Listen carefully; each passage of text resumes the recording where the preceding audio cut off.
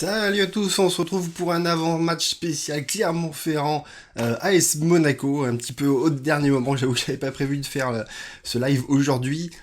Du coup j'ai un petit créneau ce qui me permet quand même de le faire, donc je l'ai fait un peu rapidement. J'espère que du coup il y aura pas trop d'erreurs sur les visuels et sur ce que j'ai pu dire et récolter comme information. Mais voilà, il faut quand même pouvoir parler de ce match, surtout que c'est une première en Ligue 1 de voir Clermont-Ferrand et l'AS Monaco s'affronter. Ça a déjà été le cas en Ligue 2, on pourra en parler un peu plus dans l'historique. Mais en Ligue 1, c'est une première. L'objectif est clair pour l'AS Monaco, c'est prolonger la série. On a enfin enchaîné quelques résultats intéressants, 2 victoires notamment en Coupe d'Europe, en Ligue 1 contre Saint-Etienne. On a l'opportunité du coup d'enchaîner aussi contre Clermont-Ferrand qui est pas forcément en grande forme, même si un 6-0, malheureusement pour moi je trouve pas que ce soit forcément un bon score pour nous, parce que c'est justement quand on leur met la tête vraiment autant sous l'eau qu'une équipe se réveille et se révolte et cherche du coup à vraiment mieux s'organiser derrière et avoir des résultats. Donc attention du coup au retour de bâton de la part de Clermont-Ferrand, qui avait fait pourtant un bon début de saison jusqu'à présent. En tout cas aussi l'objectif c'est de se rassurer et pas du coup perdre des points encore en championnat avant de faire un déplacement en Coupe d'Europe beaucoup plus compliqué à Real. 8ème journée de Ligue 1, qu'on peut le voir, l'AS Monaco est 14ème encore, on a l'impression vraiment qu'on végète, alors pourtant qu'on commence à engranger un peu des points, malheureusement c'est un peu le cas de tout le monde actuellement, parce que les gros ont du mal à enchaîner des victoires, on peut voir le PSG est largement devant, 10 points d'avance, même si l'OM n'a pas encore joué derrière. Ça fait vraiment la seule équipe qui est vraiment capable en ce moment d'enchaîner des victoires très tranquillement en championnat, de faire un sans faute, hein, de toute façon, alors que derrière c'est beaucoup plus compliqué, ce qui fait qu'on est à la fois à 5 points du podium et à 4 points du barrage, avec cette 14e place. On peut voir que Clermont-Ferrand n'est pas bien loin, ils sont 12e à 1 point devant nous, donc clairement l'objectif c'est leur de passer devant après ce match-ci, et de remonter un peu des places et de se rapprocher le plus possible du coup du podium. Sur les matchs qui ont déjà été joués, on peut noter du coup que Nice est allé gagner 3-0 à Saint-Etienne. On a vu, hein, Saint-Etienne c'était quand même assez faible contre nous. Clairement, Nice en a fait qu'une bouchée, clairement, et la saison, je l'avais dit déjà dans ma vidéo que ça allait être compliqué au Saint-Etienne. Ça va l'être vraiment de plus en plus quand on voit les résultats qui commencent à aligner actuellement. Strasbourg-Lille aussi, victoire de Lille, qui se relance enfin aussi, comme eux, comme nous plutôt au début de la saison un peu compliqué, et là ils commencent un peu à enchaîner, à mettre la machine en route, et du coup à engranger des points. On n'arrive pas à les doubler au classement, ils sont repartis un peu plus haut, à nous du coup d'aller les poursuivre tout simplement. Le bon résultat pour nous, c'est Lyon qui chute à domicile contre Lorient, un partout. Donc quoi, cette équipe lorientaise est un peu problématique pour beaucoup d'équipes depuis ce début de saison. On n'est pas les premiers du coup à avoir perdu contre des points. Lyon on a aussi fait les frais, même s'il y a un carton rouge du coup qui aide forcément dans ce match-ci. Victoire 2-0 du PSG, on le sait. Et le gros match à suivre du coup dimanche soir, ce sera Marseille contre Lens. Lens qui fait aussi un bon début de saison, hein. On remarque que les équipes qui nous ont battus finalement sont assez bien placées et font quand même un bon début de saison. Et les équipes que du coup nous on a battues sont plutôt au fond du classement. Donc ça s'explique un peu tout ça. Concernant les codes VBET, on peut noter en tout cas que la cote du match nul et de la victoire de Clermont est quasiment similaire. J'ai trouvé ça assez marrant, je trouve ça assez rare, je trouve. Donc voilà, c'est surprenant. La victoire de l'AS Monaco du coup était quand même à 2. Voilà, vous pouvez doubler vos gains si vous pariez sur la victoire de l'AS Monaco à l'extérieur. Concernant le groupe de Kovac, c'est un groupe de 22 joueurs, 21 pardon, non 22, je vais y arriver. Voilà, vous voyez, je vous avais dit qu'il allait y avoir des petites erreurs. Groupe de 22 joueurs qui a été convoqué par Kovac. Il y aura donc 2 joueurs en tribune, sachant qu'il n'y a que 2 gardiens sélectionnés. On se doute que ce sera des joueurs de champ. Il y a des retours, en tout cas on peut noter Isidore est revenu, Matsima est revenu, Jacobs est revenu aussi. Voilà, des joueurs qui avaient été mis de côté sur les précédents matchs, qui du coup réintègrent le groupe. À voir maintenant s'ils les réintègrent jusqu'au bout, en étant sur le banc, ou est-ce qu'ils vont faire un petit séjour en tribune. Parmi les absences, on peut noter du coup Fabregas, j'ai pas eu le temps de le déplacer dans les blessés, mais du coup l'équipe annonce comme quoi il a une petite douleur aux ischio, ce qui expliquerait du coup son absence. Lui qui fait le yo-yo, hein, entre être sur le banc ou être hors groupe. Diata aussi est absent, on le sait, du coup suite à sa commotion cérébrale, son choc, on sait pas vraiment si c'est une commotion ou pas, qu'il a pu avoir contre Saint-Etienne, il était sorti. Il est encore absent, je me rappelle en cas de Mbappé qui avait reçu aussi pareil un coup sur la tête en 2016, au tout début de la saison, et du coup il avait été absent quelques matchs, donc à voir si du coup Diata qui était pas mauvais franchement sur les derniers matchs, va du coup rater aussi quelques matchs. Marcelin toujours dans les blessés bien sûr. Concernant les joueurs qui peuvent être suspendus, Comme vous pouvez le voir, il y a pléthore de cartons jaunes reçus par notre équipe. On aurait plus vite fait de dire quels sont les joueurs qui n'en ont pas encore reçu que ceux qui ont reçu des cartons jaunes. Je rappelle que si sur une période de 10 matchs, vous recevez 3 cartons jaunes, vous avez un match de suspension. C'est le cas en tout cas pour 2 de nos joueurs, Tchouaméni, qui lui reste encore 6 matchs où il ne faut pas qu'il prenne de carton jaune pour être suspendu. Diop sur une durée de 7 matchs. Golovin qui est un peu plus particulier vu que c'est du sursis suite à son carton rouge. Il lui reste aussi 6 matchs pour éviter de prendre un carton jaune pour être suspendu, sachant que la suspension serait effective pour le premier match de la reprise après la trêve internationale, et il me semble d'ailleurs que c'est peut-être contre Lyon, on va voir, j'ai plus en tête le calendrier, mais il me semble que ça doit être un gros match. Donc voilà, évitons du coup de prendre un carton jaune sur ce match-ci pour avoir des suspendus sur le prochain match de Ligue 1 après. Pas le prochain, celui encore d'après, bien sûr.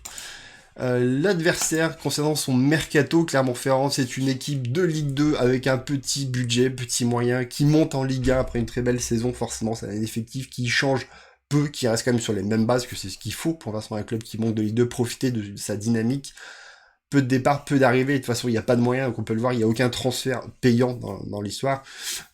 Parmi les joueurs du coup qui ont pu partir, de ce que j'ai pu voir, allez, Gomis a fait plus de 1000 minutes, tous les autres joueurs sont des joueurs qui n'ont même pas joué 1000 minutes, c'est quand même assez faible hein, quand même pour un joueur sur une saison complète de Ligue 2 plus Coupe de France.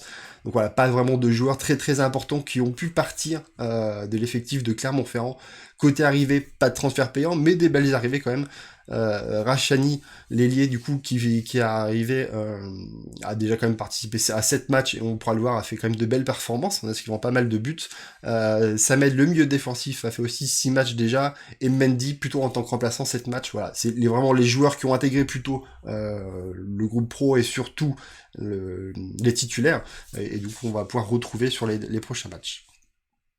Concernant du coup le groupe qui a été convoqué par le coach, aucune surprise quasiment, la seule qu'on pourrait voir c'est plutôt celle de Tels qui a fait quand même pas mal de matchs depuis le début de la saison, 5 matchs, a inscrit des buts, pas décisifs pardon, qui est pas annoncé dans le groupe, c'est un choix du coach, il n'y a pas de blessure de sa part d'après les médias en tout cas. Les autres joueurs absents pour blessure sont des joueurs qui sont sur le retour, mais qui sont absents depuis le début de la saison, donc c'est pas eux qui ont participé depuis le début de la saison à faire les bons petits résultats, surtout au début, hein, c'est surtout les 2 premiers matchs où il y a eu des bons résultats, le match nul à Lyon aussi sur le 3e. Derrière, après, ça se complique pour Clermont, on en parlera juste après. Donc sinon, voilà, les meilleurs joueurs, donc les joueurs qui sont là depuis le début de la saison seront à disposition du coach pour faire ce match-ci. Concernant les joueurs à surveiller sur cette équipe, Rachani, comme je disais, donc qui est une recrue et qui a bien tourné pour l'instant, 4 buts et une passe décisive en Ligue 1 pour sa première saison, c'est quand même pas mal, belle recrue de leur part, surtout gratuitement. Bayo est déjà à 3 buts et 2 passes décisives, lui qui avait cartonné la saison dernière avec 22 buts et 6 passes décisives en toutes compétitions confondues, mais en Ligue 2. Des stats qui sont quasiment similaires à celles de Ben Yedder, bon, bien sûr en Ligue 1, mais voilà, c'est vraiment sur un joueur qui est autant important à son équipe que peut l'être Ben Yedder. Et Bertomi avec 2 passes décisives cette saison, lui qui en avait mis 11 la saison dernière, et 6 buts aussi. Voilà, donc c'est les joueurs à surveiller surtout dans cet effectif. Les statistiques, du coup, pour les 2 équipes, en commençant bien sûr par l'AS Monaco, 9e équipe en déplacement, parce que du coup ça va plutôt bien à l'extérieur, on n'est pas sur des résultats, une victoire, un nul, une défaite, on est surtout sur un match nul et une défaite sur les 2 derniers, un match nul et une victoire sur les derniers matchs, c'est pas plus mal. 1,3 buts inscrits, c'est quand même assez faible à l'extérieur, on est 10e, vraiment moyen, un domaine il faudrait vraiment s'améliorer. 1,3 buts aussi encaissés, on est 7e, c'est un peu mieux, surtout à domicile où on a pu prendre un peu plus de buts. Concernant la série, on est sur 3 matchs sans défaite, ce qui est pas plus mal, du coup, en comptant la Coupe d'Europe, bien sûr. On est sur 3 victoires sur les 5 derniers matchs aussi, toutes compétitions confondues, donc c'est quand même pas mal. On sent qu'il y a un peu du mieux comparé au début de la saison où c'était assez catastrophique, où on a enchaîné des très mauvais résultats. Et puis en déplacement, si on prend là aussi toutes compétitions confondues, on reste sur un nul au Shakhtar, la victoire à 3, le match nul à Nice, donc c'est plutôt positif aussi. On retrouve un peu de bons résultats. S'il n'y a eu pas la défaite à Lorient, on aurait pu même agrandir ça avec la victoire à Prague, qui fait que quand même en déplacement, il n'y a qu'une seule défaite finalement sur tous les matchs qu'on a pu faire. Je vais arriver à afficher les statistiques de Clermont-Ferrand. Non, toujours pas, décidément. Eh bah.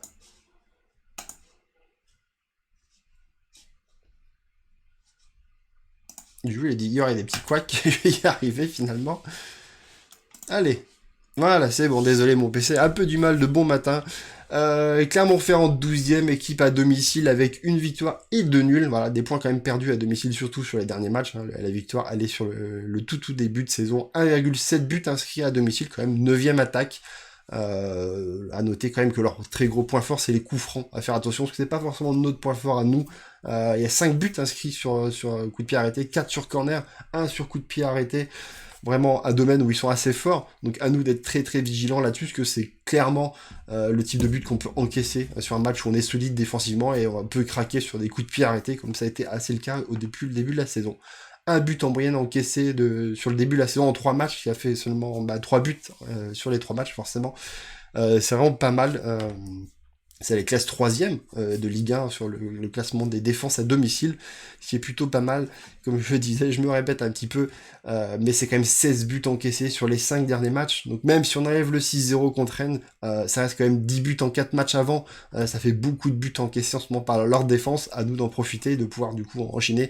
Même si, comme je disais, ce 6-0, à mon avis, va sonner un peu le réveil de leur côté et d'avoir un peu plus de stabilité derrière, qui normalement devrait engendrer du coup moins d'offensives de leur part, parce que du coup si on essaye de vraiment de garder de la solidité défensive, bah ça passe aussi par les attaquants, les milieux qui vont être un peu plus défensifs et moins se projeter pour vraiment essayer d'éviter les contre-attaques derrière.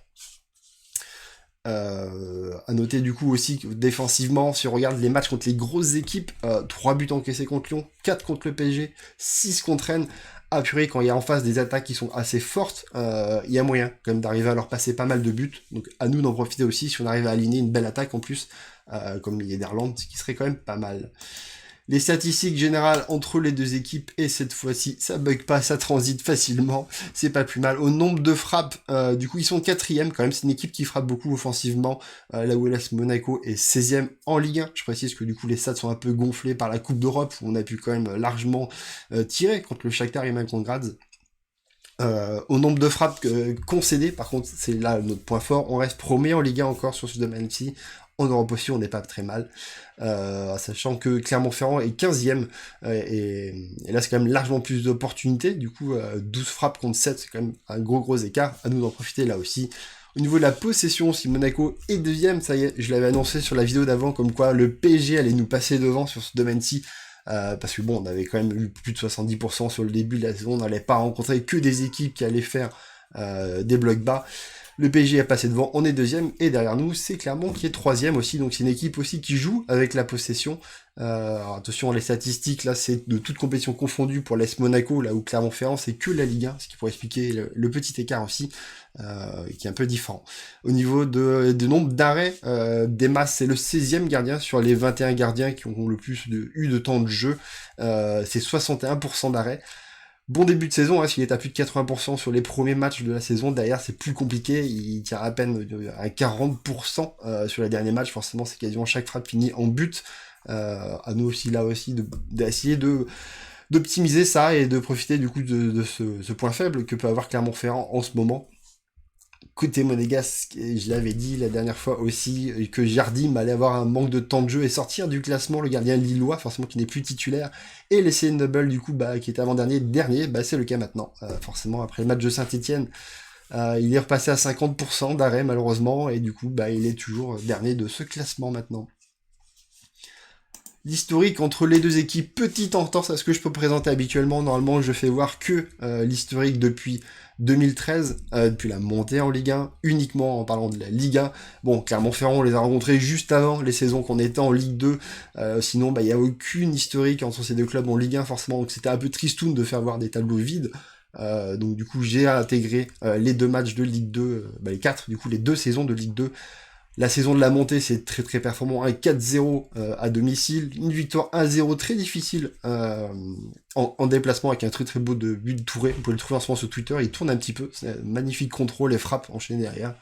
La saison d'avant, c'était un peu plus compliqué avec un 0-0 et une défaite 1-0 chez eux, ce qui fait que du coup, le bilan il est de 50% de victoire en général et aussi à domicile contre cette équipe. Donc à nous de commencer du coup avec un 100% de victoire contre cette équipe en Ligue 1. Les compositions des médias, sorti de ce matin. Côté monégasque, un seul changement annoncé, bah pas changement annoncé, plutôt de différence entre l'équipe et Nice ce matin. Je m'aperçois du coup que c'est Saint-Etienne qui est apparu pour l'équipe. Je m'en excuse, du coup ça n'a pas mis à jour l'image, uniquement celle de Nice ce matin. Sachez que la seule différence qu'il peut y avoir sur les compos, en fait, c'est Sidibé d'un côté, Aguilar de l'autre, sinon ça annonce vraiment l'équipe titulaire, quasiment, puisqu'on retrouve Yederland, on retrouve Golovin, Gelson, Enrique, Fofana, Chouameni au milieu, donc vraiment la meilleure équipe possible sur le terrain, bonne quoi, celle qui est alignée depuis le début de la saison et qui fait des résultats. À voir du coup entre Aguilar et Sidibé qui pourra être titulaire, même si moi personnellement j'avoue j'ai un peu du mal avec les compos des médias. Pour moi il va y avoir de la rotation un petit peu quand même. Certes il y en a eu contre Etienne, mais il doit y en avoir encore un peu sur ce match aussi, parce que derrière on fait un déplacement à la Real, puis on renchaîne en Ligue 1 après le week-end prochain, donc il devrait y avoir un peu de rotation pour reposer, éviter d'aligner le 11 type maintenant. Et à la Real, même si j'avais déjà râlé que contre Graz, on n'alignait pas le 11 type, j'espère qu'on va pas encore le faire en Coupe d'Europe et ne pas aligner la meilleure équipe possible. Côté Clermontois, c'est clair, c'est les 11 mêmes du côté Nice matin, et l'équipe, c'est les 11 habituels, on va dire. Ça fait quand même 6 changements par rapport à Rennes, sachant que contre Rennes, il y a eu une grosse rotation de l'effectif, donc les joueurs sont pas en train d'enchaîner des matchs tous les 3 jours, ce qu'ils n'ont pas l'habitude de faire, parce qu'il y a quand même eu beaucoup de rotation. Mais sinon, voilà, c'est l'équipe type du début de la saison, sur laquelle on va pouvoir jouer contre. Concernant l'arbitrage, la petite couac pour moi, parce que c'est Monsieur Milo, qui est clairement pour moi le plus mauvais arbitre qu'on a pu avoir depuis que je fais les notations, c'est-à-dire depuis 2016. Vous pouvez le voir, il est comme assez bas, il est 17ème sur les 22 arbitres de Ligue 1 officiels cette saison. Surtout le pire arbitre, avec la moins bonne note sur ceux qui ont au moins 10 matchs, qui avaient pour arbitrer l'AS Monaco. Une moyenne vraiment très très basse de 5,2, ce qui est très faible. Vous pouvez le voir que déjà, sur les 12 matchs, il a déjà officié pour l'AS Monaco depuis 2016, il n'y a que 3 victoires, c'est quand même très très faible, 3 victoires.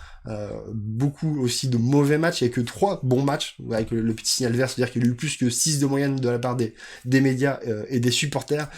Beaucoup de matchs où c'est assez catastrophique, 3 en rouge, 1 avec la croix, le match à Toulouse, le 3-3, justement.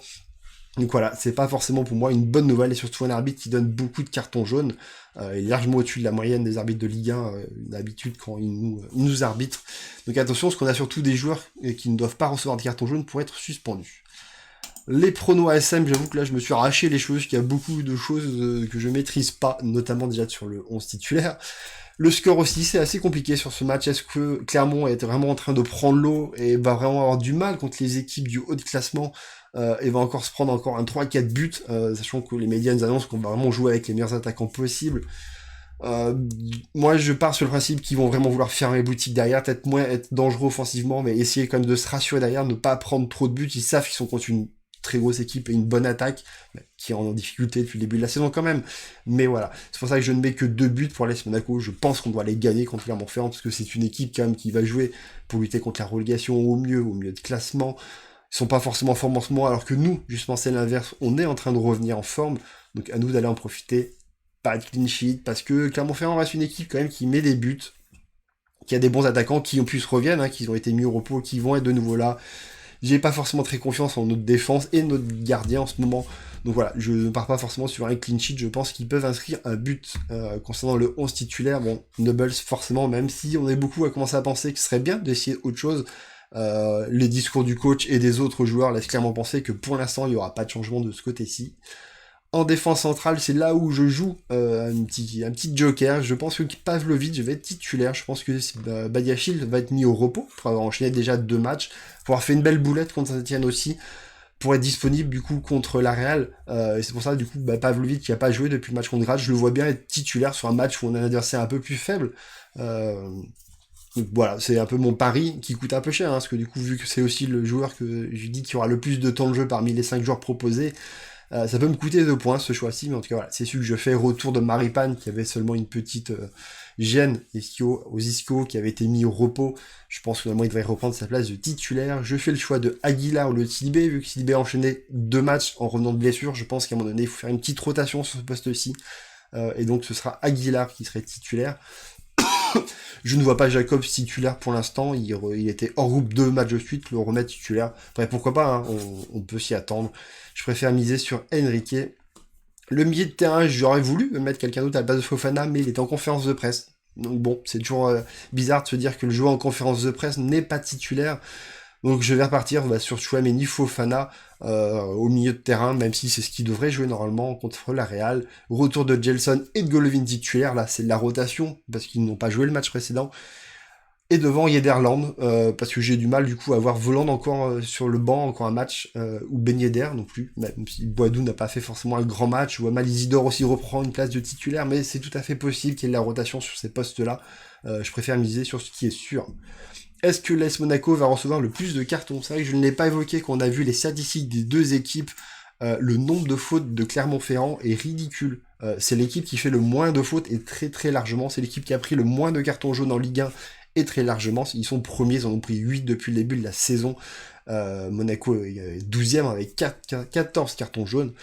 8 fautes pour Clermont en moyenne, 13 pour l'AS Monaco, il y a vraiment un gros écart, on est sur un arbitre en plus qui donne des cartons à l'AS Monaco en tout cas, donc ouais, je pense que oui, Monaco va recevoir plus de cartons que Clermont. Je pars sur Pavlovic parce que du coup c'est vrai que c'est compliqué de trouver derrière qui va pouvoir jouer entre Matazo, Isidore ou Jacob, parce que du coup Fabregas n'est pas dans le groupe. Et la dernière petite question, est-ce qu'il y aura un but dans les deux mi-temps? C'est arrivé 3 fois sur les 5 derniers matchs que Monaco marque dans les deux mi-temps. Et surtout, à chaque fois qu'on a joué des matchs où on a mis plus de un but, ça arrivait que contre le Shakhtar qu'on les mette dans la même mi-temps, sinon ça a toujours été équilibré sur les deux mi-temps.